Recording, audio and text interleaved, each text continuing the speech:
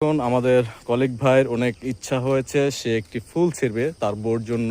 তার বউকে সে এত ভালোবাসে, তার শুভাকাঙ্ক্ষী, তার জন্য সে একটা ফুল এখান থেকে নিয়ে যাবে। তার এত ভালো লেগেছে এই শরীয়তপুরের অনিদ্রম সুন্দর দেখে, সে আর মনকে ধরে রাখতে পারে নাই। সে প্রতিকূলতার মধ্যে দিয়ে সে কিন্তু পুকুরে ঝাঁপ দিয়েছে।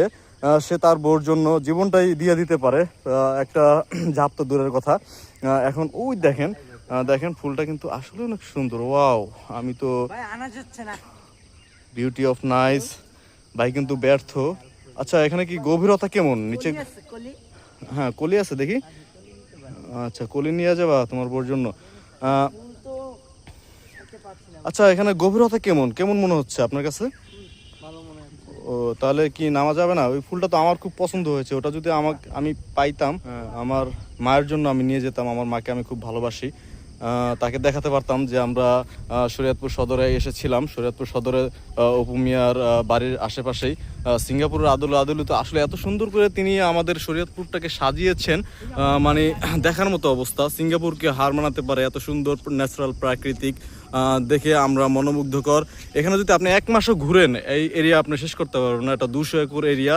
দেখেন, সে কিন্তু হাল ছাড়েনি। সে কিন্তু তার চেষ্টা সে কঠোরভাবে চালিয়ে যাচ্ছে। সে কিন্তু ওই ফুলটাকে তার এত পছন্দ হয়েছে, সে ওটাকে বাই হুক আর বাই ক্রুক সে এটাকে তার আয়ত্তে আনার চেষ্টা করতেছে। আমরা আমাদের সাথে থাকুন, দেখি শেষ পর্যন্ত সে ফুলটা ছিঁড়তে পারে কিনা।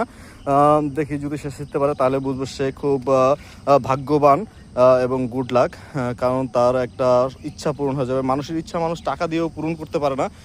দেখেন গাইস, সে কিন্তু অনেক কষ্ট করে কিন্তু অবশেষে ফুলটা কিন্তু নিয়েছে। তার দেখেন, তার হাসিটা দেখেন, সে মনে হয় এভারেস্ট জয় করেছে, পর্বত শৃঙ্গ জয় করেছে। এভারেস্ট জয়কারীর নাম আমি ভুলে গেছি, মুজা ইব্রাহিম না কি যেন, তার থেকেও বেশি খুশি এবং তার থেকেও বেশি কষ্ট করেছে মনে হয় সে। ধন্যবাদ সবাইকে।